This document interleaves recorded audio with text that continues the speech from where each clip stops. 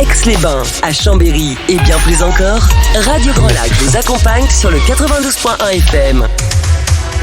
Cette émission vous est présentée par l'agence Gann Assurance, avenue Jean Jaurès à Chambéry. Vos assurances au quotidien. Arnaud vous donne les meilleurs conseils sur Radio Grand Lac. Bonjour à tous les auditeurs de Radio Grand Lac, je suis ravi de vous retrouver en direct aujourd'hui pour une nouvelle émission qui s'appelle Vos assurances au quotidien. Je suis ravi de vous retrouver, vous êtes certainement dans votre voiture, au bureau, à la maison, sur un poste radio ou en web radio. Vous pouvez nous écouter par différents canaux.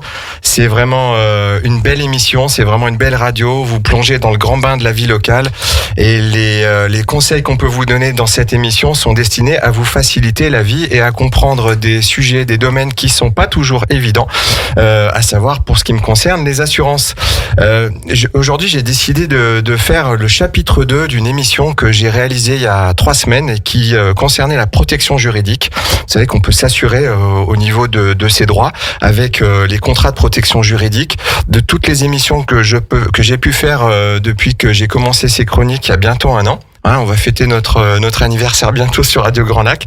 C'est probablement l'émission avec laquelle j'ai eu le plus d'interactions ensuite avec des auditeurs ou des professionnels. C'est un sujet qui a vraiment passionné nos auditeurs. Donc j'ai décidé aujourd'hui de prolonger avec le tome 2 de la protection juridique.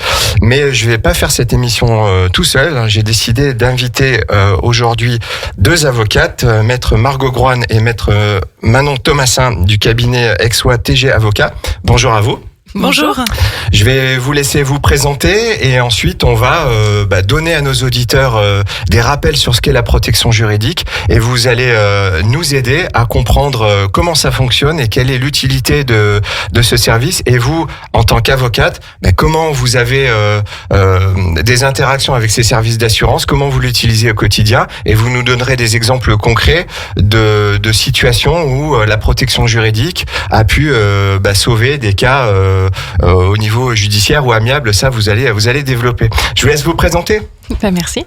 Alors déjà, merci pour l'invitation. Nous, on est le cabinet TG Avocat. On est situé à Aix-les-Bains. On intervient principalement en matière de propriété intellectuelle et de contrats commerciaux. On accompagne donc les entreprises dans la gestion de leurs différents documents juridiques et on fait tant le conseil que le contentieux. Je suis donc Margot Groine. Moi, j'interviens principalement en matière de conseil, donc j'aide les sociétés en amont des difficultés. Et mon associée, donc, qui va se présenter elle-même. Donc moi, c'est Manon Thomasin, avocate au barreau de Chambéry. Et moi, j'interviens principalement en contentieux commerciaux. Ok.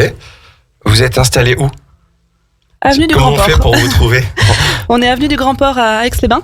D'accord. Et on a un site internet, on est sur tous les réseaux, LinkedIn, Instagram. Ouais, vous êtes bien actif sur les réseaux. On essaye, oui. Okay. Donc si vous tapez TG Avocat, vous nous trouverez. Bon, parfait. Aujourd'hui, je pensais que c'était important d'avoir vos témoignages et vos interventions. Mais avant tout, je vais rappeler à nos auditeurs finalement ce qu'est un contrat de protection juridique. Un contrat de protection juridique, c'est un contrat d'assurance qui va vous permettre, bien sûr, moyennant le paiement d'une prime d'assurance mensuellement ou annuellement, de faciliter des règlements de litiges d'ordre juridique auxquels on peut être confronté au quotidien. Cette assurance-là, faut vraiment l'avoir comme un allié précieux face à la complexité et toutes les problématiques juridiques auxquelles on peut être confronté aujourd'hui. On parle aujourd'hui de judiciarisation de la société. Alors vous, maître, qu'est-ce que vous en pensez toutes les deux ?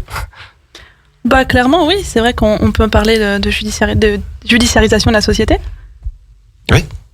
Mais c'est-à-dire que en quoi aujourd'hui vous voyez peut-être par rapport au nombre de consultations, au nombre de dossiers ? Les gens ont plus facilement recours, en tout cas à la justice, sont peut-être un petit peu plus procéduriers parce qu'aussi ils connaissent un petit peu mieux leurs droits. Oui. C'est vrai qu'il y a peut-être plus aujourd'hui de difficultés, mais il y a aussi plus d'outils comme la protection juridique qui permettent de saisir les tribunaux, donc qui font qu'il y a une multiplication. Par contre, au sens propre, on est plutôt sur une déjudiciarisation, c'est-à-dire qu'il y a plus de litiges, mais on les règle plus souvent à l'amiable au regard des délais judiciaires qui sont de plus en plus longs, faut être honnête. Ouais. Donc les gens arrivent de plus en plus quand même à des accords, malgré tout. Okay. Les gens ont de plus en plus connaissance de leurs droits, finalement, et ont envie de les faire valoir. Donc pour beaucoup, on voit les clients qui veulent aller en justice pour faire valoir leurs droits sur les sociétés ou même les particuliers. Okay. Mais c'est vrai que les coûts font peur, les délais font peur, et on incite de plus en plus à s'accorder amiablement Il y a aussi l'avènement avec Internet, évidemment, un petit peu l'effet Doctissimo des médecins, mais les gens viennent avec déjà l'impression de tout savoir et donc de vouloir défendre leurs droits parce qu'ils ont vu qu'ils avaient des droits. Donc, c'est vrai qu'aujourd'hui, avec Internet, ils collectent quand même beaucoup d'informations, ils savent qu'ils ont des droits, mais après, c'est vrai qu'on ne peut pas se faire justice soi-même. Non, même les séries américaines ont aidé à cette judiciarisation. Oui, c'est vrai qu'on parle beaucoup il y a beaucoup de séries sur les avocats, sur, voilà. Après, l'impression parfois chez certains clients qu'ils vont pouvoir gagner beaucoup d'argent avec un litige, ce qui est totalement faux, il faut être honnête aujourd'hui avec les gens. Ils ont l'impression parfois que ça va être incroyable, ils vont récupérer énormément d'argent, alors qu'en réalité, les litiges se règlent plutôt déjà à l'amiable sur des accords qui conviennent à tout le monde, mais qui ne sont pas forcément... des millions. Voilà, des millions d'euros. Donc non, il y a des gens qui pensent qu'ils vont faire fortune avec certains litiges et c'est pas le cas. Là, je pense pour le coup, si on fait un parallèle avec le monde des assurances, un litige en assurance, un règlement, il est fait pour indemniser un préjudice. Voilà. Oui, exactement. C'est-à-dire qu'on ne peut pas s'enrichir avec en ayant une indemnisation de sinistre d'assurance. Donc, les gens essayent parfois, même en termes d'assurance, j'imagine, de maximiser leur préjudice pour récupérer de l'argent et gagner de l'argent sur ces éléments. En justice, on parle toujours d'un préjudice certain. Il faut vraiment le démontrer, il faut le prouver. Et c'est vrai que ça rentre dans des cases et c'est très précis. On ne peut pas non plus démultiplier après le nombre d'euros. Mais c'est vrai que même nous, dans les assurances, on parle souvent de fraude à l'assurance. La surestimation d'un sinistre ou d'un litige est fréquente dans nos métiers. Aujourd'hui, un particulier peut souscrire un contrat de protection juridique. Alors, il peut le faire pour lui-même, pour les membres de sa famille. On a de plus en plus aussi de contrats, c'est le cas chez Gain Assurance, bien sûr, qui vont pouvoir prendre en charge des litiges de la vie professionnelle. Et avant de prendre l'antenne, on discutait entre nous et en fait on s'aperçoit qu'un contrat de protection juridique, on en a un, c'est une petite option générale qui apparaît dans le contrat habitation. On a le même petit onglet dans le contrat automobile et en fait c'est là qu'on faut vraiment qu'on soit force de proposition, nous les agents d'assurance sur la protection juridique. C'est important d'avoir un contrat qui va couvrir tous les domaines possibles et non pas que la protection juridique liée à l'habitation ou qu'à l'auto.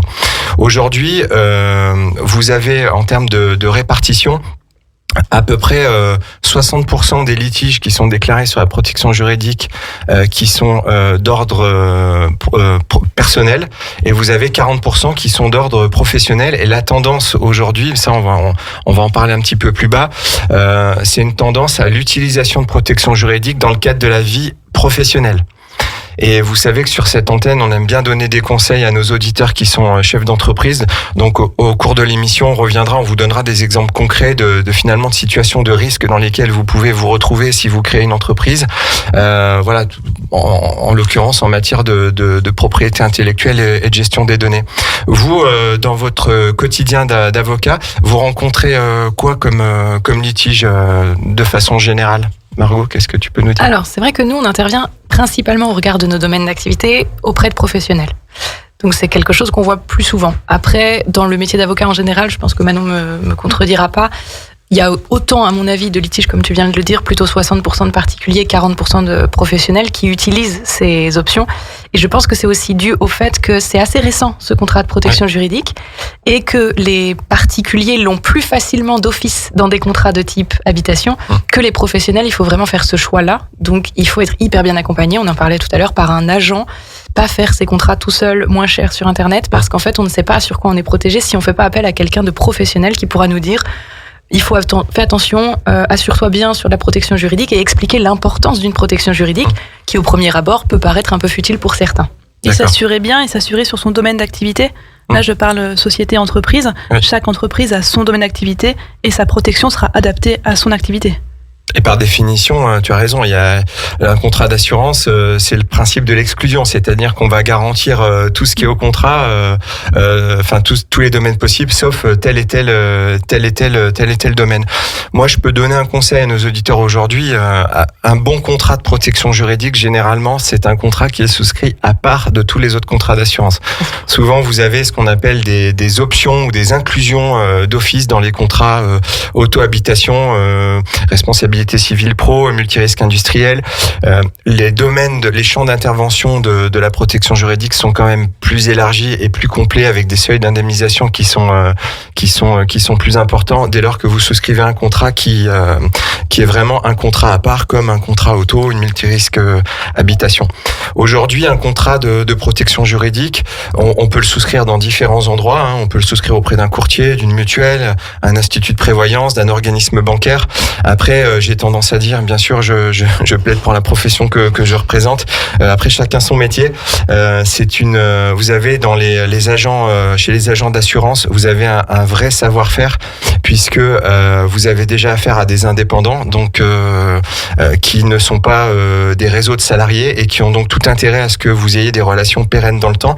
Et le bon conseil au bon moment, c'est hyper important. Et je pense qu'on a, nous, agents généraux, on a une vraie carte à jouer, là-dessus. En général, la protection juridique, vous allez avoir une liste d'exclusions. Donc, quand vous choisissez votre contrat, c'est tout bête, mais regardez si dans votre vie quotidienne, vous êtes susceptible d'avoir des domaines d'intervention qui vous intéressent. Est-ce que vous pouvez me dire un mot sur le fait générateur en assurance? Parce que les gens, souvent, c'est quand il y a le problème qu'ils décident de s'assurer. Comment c'est pris en charge et comment vous intervenez, vous, aujourd'hui? Alors, ce qui est important, c'est de rappeler aux auditeurs que le contrat de protection juridique doit être impérativement souscrit avant toute difficulté. Une fois qu'on rencontre un litige, c'est trop tard pour s'assurer. D'où l'importance d'envisager toutes ces difficultés en amont, à la création souvent d'une entreprise, pour éviter de se retrouver, après une mise en demeure d'un tiers, embêté parce qu'on ne pourra plus souscrire à ce contrat de protection qui nous aurait pourtant couvert dans ces circonstances. Absolument. La plupart des contrats aujourd'hui vont couvrir les litiges de la vie quotidienne. Alors, je vais énumérer les sources. On va avoir l'habitation, l'automobile, la consommation, la santé, le travail. On a aussi les emplois familiaux. Vous avez des personnes qui emploient des personnes à domicile. Ça m'est déjà arrivé. Voilà, une personne, un employé de ménage a cassé un miroir qui était hyper important. Bon, il n'y avait pas de protection juridique, il n'y avait pas de responsabilité civile. Voilà, donc c'est vrai que ça a été compliqué. On tombe vite sur des milliers d'euros. On a aussi, alors là, pour le coup, ça peut intéresser certains auditeurs. On a des contestations aux infractions du code de la route. Ça, c'est pris en charge par certaines protections juridiques. On a tout l'aspect fiscal. On a l'irréputation aussi aujourd'hui. On a le harcèlement. Ça peut être le harcèlement moral au travail, ça peut être aussi le harcèlement dans les établissements d'enseignement. Pour les professionnels, aujourd'hui, on va avoir des litiges sur les fournisseurs, les concurrents, les locaux professionnels. Alors là, pour le coup, on va passer sur des niveaux d'engagement qui sont plus importants. On va avoir des prises en charge au niveau de la protection juridique pour tout ce qui va concerner le droit du travail, l'administratif, l'irréputation, les litiges fiscaux avec l'URSSAF, avec le fisc. Voilà, on a quand même beaucoup de domaines qui sont possibles, et vous avez bien compris que plus le contrat vous allez prendre d'options, plus il va vous coûter cher. Mais dans les exemples que vous énoncerez après, on va voir que finalement les quelques centaines d'euros qu'on serait prêt à dépenser quand on s'installe pour une protection juridique, ça peut largement couvrir le risque financier. Vous allez nous en parler parce que vous avez des exemples concrets. On n'insiste jamais assez sur le choix du contrat adapté. Vous, côté avocat, alors ça dépasse peut-être votre champ d'activité d'aujourd'hui, à savoir la propriété intellectuelle. Vous traitez quoi aujourd'hui comme type de litige avec la protection juridique ? Alors ça peut être très varié. Avec la protection juridique, quand on parle de particuliers, ça peut être des litiges de voisinage, ça peut être aussi des impayés. Alors ça marche aussi pour les sociétés. Et on a également, dans notre domaine à nous, en propriété intellectuelle, tout ce qui est concurrence déloyale, contrefaçon, etc. Et c'est pour ça, voilà, on parlait du contrat de protection juridique. Comme tout contrat, c'est hyper important de savoir en amont dès aujourd'hui ce à quoi on est couvert, puisque plus on sera précis, plus après on pourra anticiper les litiges. Et on n'est pas forcément en demande d'un litige, on peut à jour être en défense. Et c'est là que c'est toujours hyper important de savoir à quoi on a droit, finalement. Et c'est vrai que dans ce choix du contrat, on rencontre, nous, souvent dans notre domaine d'activité, la propriété intellectuelle qui est un petit peu à part en droit. Oui. On rencontre beaucoup de contrats qui excluent cette partie-là. Donc on voit des clients qui viennent, qui ont appelé leur protection juridique parce qu'ils en ont une, mais qui nous disent on ne savait pas que c'était exclu. Donc, c'est important de se renseigner, c'est important de se dire que la propriété intellectuelle, c'est un monde à part, certes, mais c'est un monde qui fait partie du droit des sociétés aujourd'hui, enfin, qui fait partie de la vie des sociétés aujourd'hui. Donc, on voit trop souvent des contrats qui existent, c'est bien, mais parfois qui sont pas complets, comme on vient de le dire. Ouais. Et les litiges peuvent vraiment varier, puisque même nos auditeurs, peut-être, ce sont des particuliers, et ça peut être un achat d'un véhicule, ça peut être une panne, et type de société, les impayés, c'est vrai que c'est une grosse part de mon activité en contentieux. D'accord. Et la protection juridique marchera à chaque fois, et c'est des impayés qui peuvent après mettre à mal la santé financière de l'entreprise. Ouais, de l'entreprise ou d'un foyer si on va rester sur les particuliers. Écoutez, je vous remercie pour vos exemples, c'est vraiment hyper intéressant et vraiment très complémentaire de l'émission qu'on a pu faire la dernière fois, puisque là finalement on voit côté avocat comment ça se passe. Ce que je vous propose, c'est qu'on fasse une pause musicale et puis on se retrouve après pour évoquer les différents moyens de règlement des litiges. Radio Grand Lac, la radio de l'identité locale. Cette émission vous est présentée par l'agence Gann Assurance, avenue Jean Jaurès à Chambéry. Vos assurances au quotidien. Arnaud vous donne les meilleurs conseils sur Radio Grand Lac. On est de retour ensemble pour le chapitre 2 de la protection juridique et les exemples concrets qui pourront vous servir dans votre vie personnelle et quotidienne. Et aujourd'hui, je suis accompagné de Margot Groine et Manon Thomasin du cabinet TG Avocat. On a commencé cette émission en rappelant ce que c'était un contrat de protection juridique et vous nous avez aidé à justifier l'utilité de ce type de contrat. Et dans la deuxième partie de cette émission, on va parler des moyens de règlement de litige. Aujourd'hui, comment je peux régler un litige si j'en ai un ? Eh bien, tout d'abord, premier réflexe, c'est de consulter un avocat, puisque contrairement à tout ce qu'on peut croire, on peut désamorcer le conflit. D'accord. Donc ça, c'est important aussi. Donc, bon, alors c'est vrai qu'aller voir sa protection juridique, voir ce à quoi on a le droit, ça peut aussi rassurer en amont. Et lorsqu'un litige est né, l'avocat va exposer la situation en toute objectivité, voir un peu les droits, les contraintes qu'on peut avoir. D'accord. Donc c'est un peu les premiers réflexes à adopter. Donc c'est un acte de prévention finalement. Vous allez, les clients des protections juridiques, en général, ils nous appellent. Ouais. Ensuite, ils ont affaire à un service de juriste. Et ensuite, si ça doit aller plus loin et que c'est dans le champ du contrat, il y aura mise en relation avec un avocat de la compagnie de protection juridique ou un avocat, on va dire de son choix. De son choix. Ça en y tient vraiment. On va en parler aussi. Oui, d'ailleurs, la plupart du temps, c'est ce que font les gens. Au niveau du conseil, vous êtes avocate, mais ça veut pas forcément dire qu'on va rester sur de l'amiable. Non, évidemment. Vous pouvez intervenir, vous, dans la partie amiable, mais du coup plus loin, après, ouais. C'est ça. En tant qu'avocat, nous, on commence toujours par un côté amiable, pour être sûr que le conflit, il peut pas se désamorcer autrement. Et après, nous aussi, on a une capacité au cabinet de poursuivre et d'aller après au tribunal plaider la cause. D'accord. Donc vous allez intervenir sur des domaines bien précis. Bien précis. Nous, on se cantonne donc à la propriété intellectuelle, tout ce qui va être concurrence déloyale, contrefaçon, parasitisme, donc tout ce qui a trait aux droits d'auteur, aux droits des marques, etc. Mais également aux contentieux commerciaux, donc les litiges avec les compagnies d'assurance, les litiges avec tout ce qui peut être contractuel finalement, les impayés également. D'accord. Et ça touche aussi une partie des particuliers, lorsqu'un chef d'entreprise à titre personnel également est touché, mais également le particulier dès lors que ça touche un peu aux contentieux commerciaux qu'ils peuvent trouver au quotidien. D'accord. Moi, j'avais un petit chiffre parce que finalement, ça se termine pas toujours au tribunal, tout ça.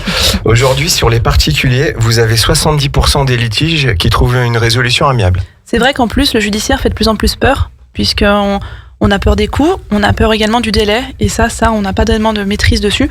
Une procédure judiciaire est longue, surtout s'il y a un appel, et pour beaucoup, ils préfèrent avoir un accord amiable, qui bien souvent, on espère peut-être moins des sommes importantes, mais pour autant, au final, tout le monde est gagnant. Ne serait-ce qu'en termes de temps, puisque c'est une procédure, c'est très long, et le litige qui se crée, il va que s'envenimer par la suite. D'accord. Et puis finalement, ça coûte plus cher à tout le monde, et c'est assez consommateur d'énergie aussi. Là, on a parlé du règlement en litige, enfin règlement amiable, mais on a aussi le règlement judiciaire. Tout à fait. Qu'est-ce que vous pouvez nous dire sur ce type de résolution? Vous en voyez beaucoup, vous, en tant qu'avocate, dans votre domaine aujourd'hui? Oui. Même dans notre cabinet, on reste sur un 50-50, je dirais, entre amiable et judiciaire. Et après, c'est un juge qui va trancher. Et c'est là l'intérêt d'une protection juridique, c'est que ça va prendre en charge les conclusions puisque ça reste bien souvent des procédures écrites. Donc l'avocat rédige des écritures qu'il va après transmettre au tribunal avant la plaidoirie. Et tout est pris en charge au niveau des frais, donc c'est très important, puisqu'après les frais peuvent se chiffrer vraiment selon la durée de la procédure. Souvent en assurance, quand on parle d'indemnisation, on va indemniser à hauteur du préjudice subi, mais il y a toujours ce qu'on appelle des faux frais. Qu'est-ce que vous pouvez identifier comme faux frais pour mettre en place, on va dire, une procédure? Parce que oui, il y aura une indemnisation, mais pour engager une procédure, il faut bien, à un moment donné, engager aussi des frais. Bien sûr.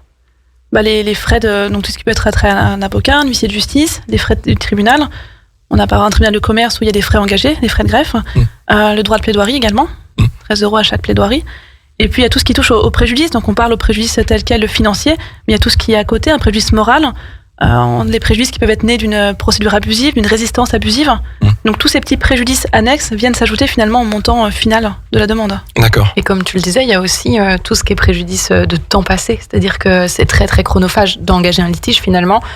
Psychologiquement déjà, ça occupe beaucoup du temps de la personne généralement. Ça va être lourd, ça peut durer très longtemps. Ça aussi c'est un préjudice, l'air de rien.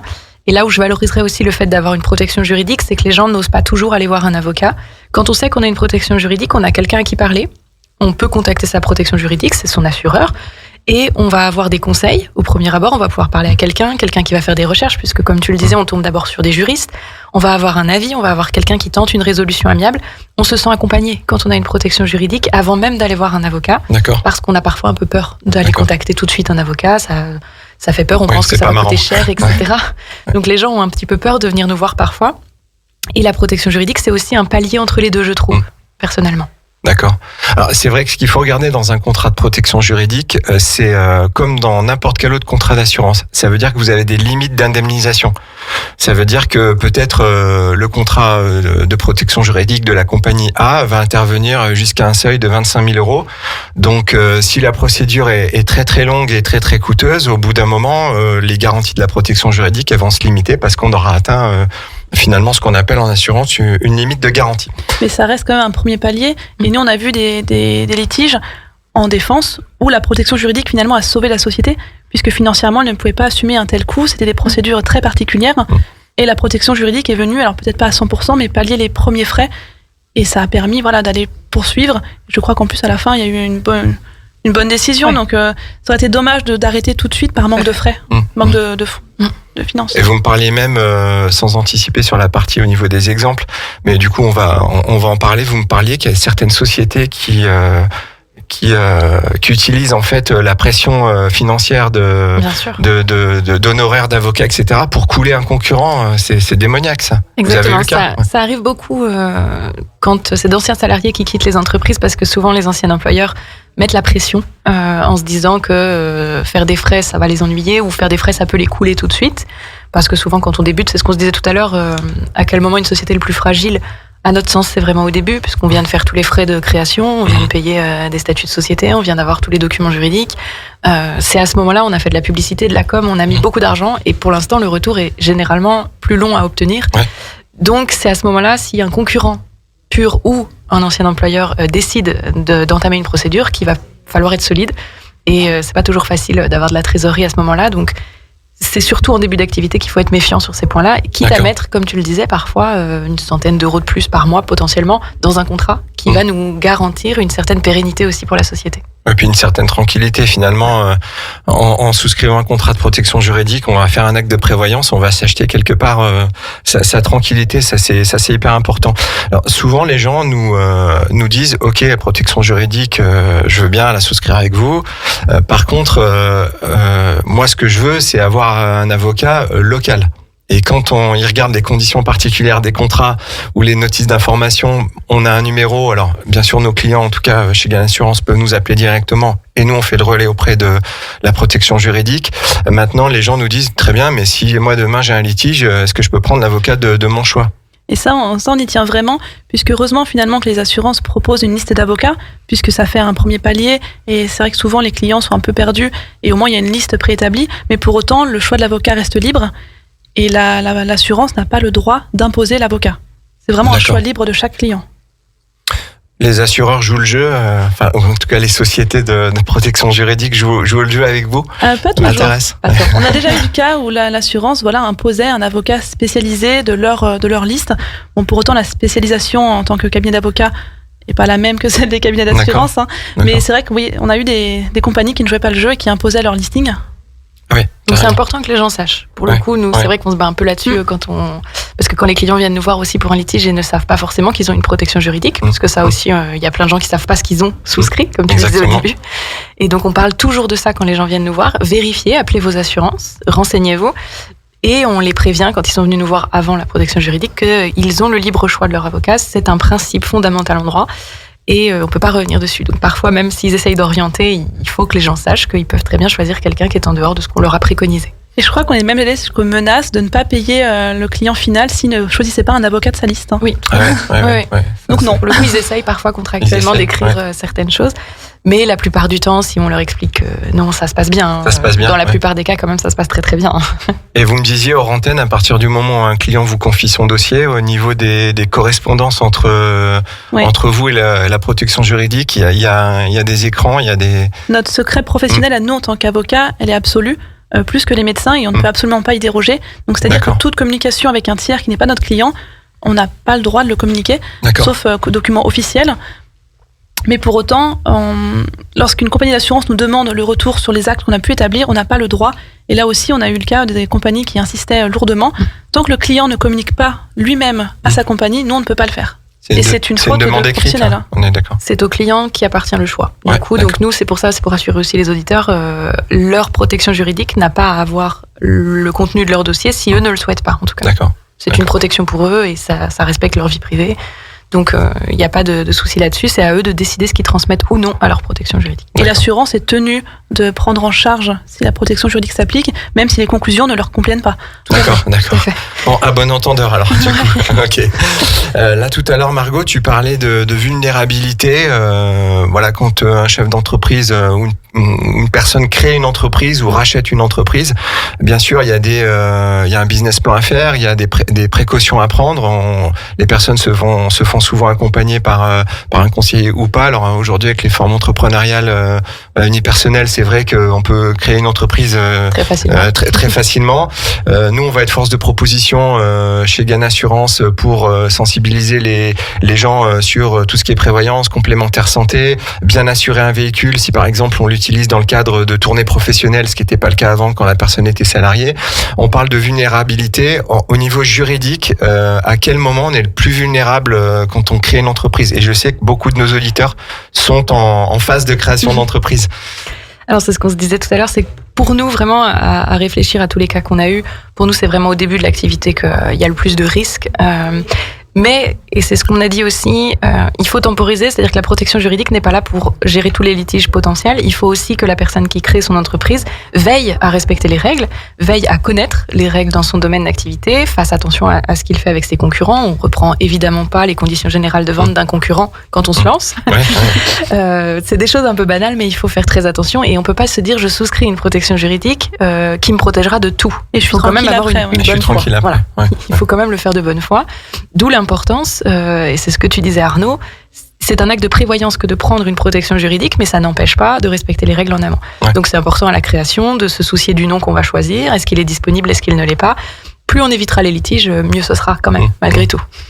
Alors moi j'avais une question du coup sur les clauses de non-concurrence. Si vous êtes chef salarié, que vous quittez une entreprise pour en créer une, vous avez souvent des obligations des clauses de non-concurrence et vous avez en parallèle l'obligation de loyauté. C'est quoi la différence entre les deux ? Alors la clause de non-concurrence, c'est assez particulier parce qu'elle, pour un salarié, elle doit être payée par l'employeur, donc c'est l'employeur qui décide ou non de la lever. Il y a des règles très précises, il faut un territoire particulier, il faut des justifications, il faut qu'elles soient légitimes, proportionnées, etc. Donc déjà, les avocats veillent à ça. Ça veut dire que si on vient avec son contrat, c'est pas parce qu'on a une clause de non-concurrence qu'elle va s'appliquer.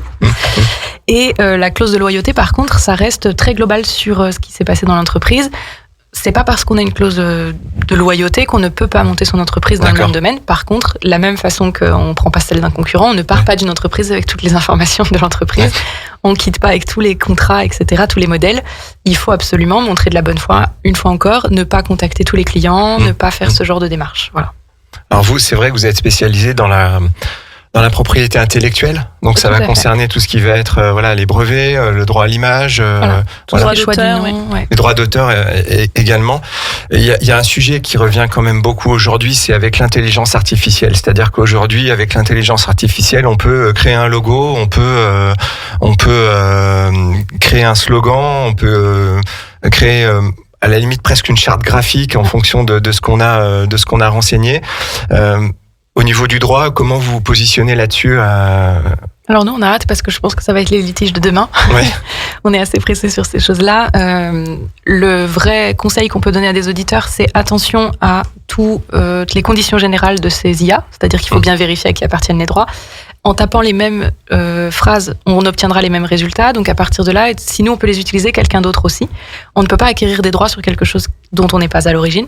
Donc il faut se méfier de toutes ces choses-là. Pour un début d'activité, on peut comprendre que ce sont des frais plus avantageux, mais la protection reste imparfaite et il y a des risques évidemment de se retrouver dans des litiges à cause de tout ça. Alors qu'on pensait que c'était finalement un robot qui a créé c'est rarement parfaitement libre de droit. Voilà. Alors c'est vrai qu'aussi on voit beaucoup de sites qui proposent des images libres de droit. Mais libre de droit, ça ne veut pas dire qu'on fait ce qu'on veut. Non, voilà, libre de droit, il faut lire les conditions. Les licences, en fait, c'est des formes de licences et la plupart du temps, une photo libre de droit sera libre de droit pour un usage gratuit, mais pas pour un usage commercial. Donc, si je suis une entreprise, il faut que j'aille vérifier quel usage je peux faire de cette image que j'ai acquis. Si je l'ai payée, si je l'ai pas payée et qu'elle est vraiment disponible, il faut se méfier parce que la plupart du temps, c'est vraiment des licences très particulières qui sont encadrées, en fait. Et c'est vrai qu'on a déjà eu le cas de clients, d'entreprises qui reprennent l'existant pour faire leur propre logo, leur propre image. Donc ça, là encore, non, c'est pas possible. Donc il vaut mieux venir vous voir avant de créer une entreprise. Exactement. Alors au moins pour des conseils. Voilà, on va pas créer nous l'identité graphique. Tout à fait. Mais vous pouvez mettre en garde la personne. Il y a des garde-fous à faire pour vérifier que ce qu'on va faire est dans les règles et qu'on sera bien protégé pour l'avenir. Et c'est important parce que si l'entreprise fonctionne, si on part sur quelque chose de bancal, c'est très difficile après de revenir sur son identité. Donc, il vaut mieux le faire au début, même si c'est un coût pour l'entreprise. C'est des coûts qu'il faut prévoir au sein du business plan.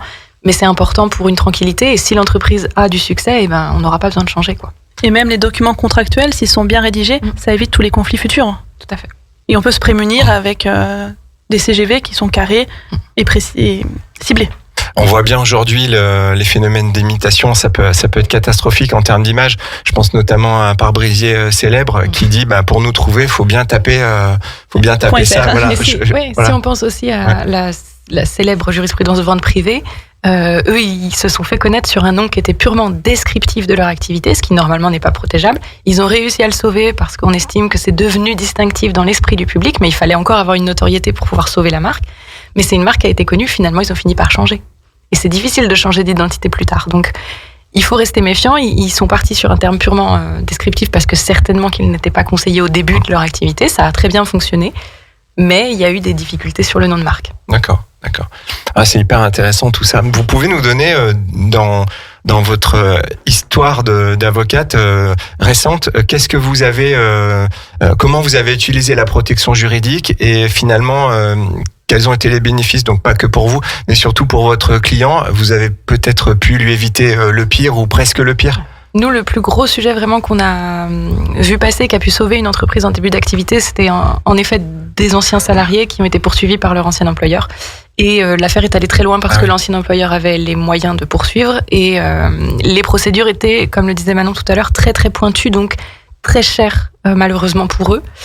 Ce qui fait qu'ils ont réussi, grâce, Dieu bénisse à leur protection juridique, à sauver le début de leur entreprise parce que ils avaient une très bonne protection juridique, eux, pour le coup, parce qu'il y a des plafonds, comme tu le disais tout à l'heure. Ils avaient des plafonds très hauts, ce qui leur a permis d'avoir l'intégralité de leurs frais d'avocat qui ont été pris en charge. Ce qui les a sauvés de tout ça, ça les a sauvés d'un petit peu de stress aussi, ne serait-ce que le stress financier pour le coup. Et ils ont obtenu une très bonne décision à la fin. D'accord. Donc tant mieux pour eux, parce qu'en réalité, l'ancien employeur, la justice a décidé qu'il avait tort de les poursuivre comme ça. Et s'ils n'avaient pas eu de protection juridique, peut-être que la trésorerie aurait péché, que la société aurait dû liquider. Et là encore, on a un exemple pour éviter le déni de justice. Moi, j'ai beaucoup de sociétés aussi qui ont des litiges avec un faible montant. On parle de moins de 10 000, parfois même moins de 5 000. Pour autant, c'est important.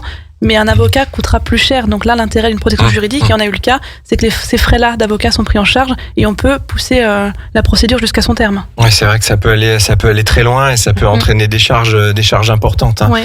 Au niveau de la trésorerie de l'entreprise, ça c'est indispensable. Parce qu'aux yeux de la justice, un litige à 5 000 €, c'est faible, c'est peu. Et pour autant, pour les entreprises, c'est important. Et pour les particuliers, c'est d'autant plus. Oui. Parce qu'un particulier, quand il va falloir aller saisir un avocat, ça va forcément gréver son budget avec C'est sûr. l'incertitude d'obtenir gain de cause devant un magistrat, de devoir peut-être aller en appel si jamais on n'a pas la bonne décision.